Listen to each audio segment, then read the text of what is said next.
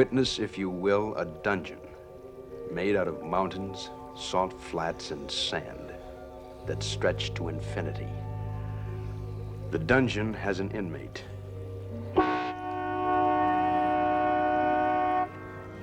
James A. Corey, and this is his residence. Metal shack. An old touring car that squats in the sun and goes nowhere, for there is nowhere to go. For the record, let it be known that James A. Corey is a convicted criminal placed in solitary confinement. Confinement in this case stretches as far as the eye can see, because this particular dungeon is on an asteroid 9 million miles from the Earth. Now witness, if you will, a man's mind and body shriveling in the sun. A man dying of loneliness. This is Season 1, Episode 7 of The Twilight Zone, The Lonely. And that narration sets up the episode perfectly. It's one of the longer ones that Rod Serling did for his Twilight Zone episodes. And it's very necessary since this episode consists of, well, a man being on an asteroid alone by himself. He does have some people that come visit him every 3 months to give him supplies.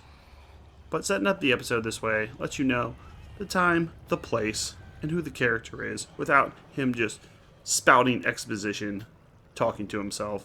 And after we get this set up and see that he's on an asteroid by himself, and he has this small tin box that is his house, it talks about how lonely he is. He gets visited by Allenby, who's the captain of a supply ship that comes every 3 months to give him food, water, and let him know how his pardon is going. Since James Corey explains that he is not guilty of this murder that he's been charged with, it was self-defense. They don't go into detail about what exactly happened, but James Corey says it, and also Captain Allenby of the supply ship seems to agree with Corey that it was self-defense, so we're made to believe he's actually not a murderer. And he's waiting for the governor to call and give him that pardon. The captain of the supply ship decides to take pity on Corey and leaves him a special box. He brings him food and water like he always does, but since he's been hearing about how lonely he is, he leaves him a supply crate and tells him not to open it until they've left this asteroid. And we find that when he opens it, it's a female. He has been left a robot female who looks exactly like a real woman, talks like one, but is still technically a robot. Now, Corey's reaction to this is a bit odd, and I think the one flaw of this episode, overall I think it's quite good. But you would think he would be thrilled. He's been talking about how lonely he is, but that's not the way he reacts. He reacts and says that it's all fake, he doesn't want this robot, he doesn't want a companion, when he was just talking 2 seconds ago about how he wanted a companion. Listen, bro, you're on an asteroid out in the middle of nowhere with a 50-year murder sentence. Just take the freaking robot. It might even be a pleasure bot, which I think is what they were hinting at. And so while eventually he does fall in love with this robot, Alicia, they spend way too much time of him just ignoring her, running away from her. And then when we see that their relationship has developed, they skip ahead and we never actually get to see them interact with each other in a pleasant way. I like these science fiction episodes. This won't be the only episode about a prisoner stranded on a desert planet, but I wish we could see their relationship develop. Not much else happens in this episode. He talks about how he's lonely, then he gets this robot, and there's still 2/3 of the episode left, but he just spends too much time complaining. Then they skip ahead a few months, and he's fallen in love with her. We don't see why he's fallen in love with her. We don't see anything that she really does for him. We don't see them have any interactions that are pleasant. They just skip that part, as if that was cut out of the script. These episodes are 25 minutes long. But that includes the beginning and ending credits and promos they play, so it's really closer to 22.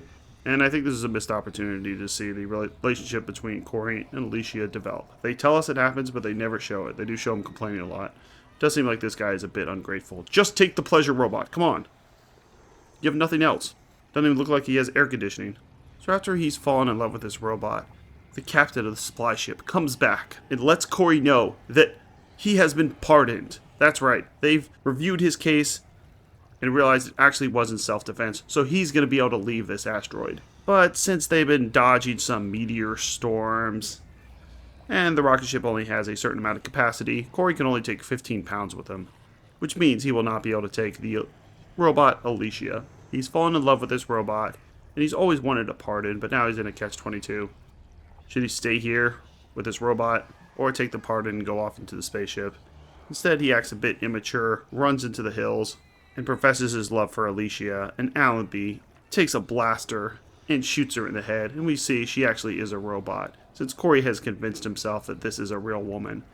Once again, they skipped over that part. We only see the part where he says she's not a real woman. He knows that it's not real. They skip the part where he thinks it's real, and then we see at the end that he's pleading for the captain not to shoot her. But he shoots her. She's a robot. We see actually a nice scene where you can see the insides of her face, the electric circuits sparking. It's quite a good effect. And Corey takes his 15 pounds of stuff and is able to leave this asteroid. So I think I'm going to give The Lonely a 6 out of 10. It's a well thought out story and is a theme that Rod Serling hits on a lot, that people need personal interactions. I just don't think the main character is very realistic, and it's hard to sympathize with. Finally, at the end, he starts showing some emotion towards this robot, but we never get to see that relationship develop whatsoever, and he spends a little too much time complaining. I do like the setup for this episode, though. They filmed it in the desert, and it's nice to see his little box, which they throw in some sci-fi objects to show that this is not shot in the 50s, but many years into the future, and is the most science fiction that we've gotten in this series so far. Prisoner James Corey is played by Jack Warden, who lived to the ripe old age of 85. Died in 2006 and starred in 12 Angry Men, one of my favorites, as juror number 7, All the President's Men as Harry, and Being There as President Bobby. He had a good career that continued to improve after the Twilight Zone. And the robot Alicia was played by Jean Marsh, who lived to the age of 90. Actually just died this year in April 13th of 2025. Her last acting credit being in 2022 in an episode of Willow. And she's probably best known for playing Queen Bavmorda in the 1988 movie Willow. She was also in Frenzy, which was Alfred Hitchcock's last movie he ever released, and his only R-rated movie. And also Return to Oz and the Eagle Has Landed. She had a great career. So something must have been going on with that asteroid, because actors starring this episode went to live forever.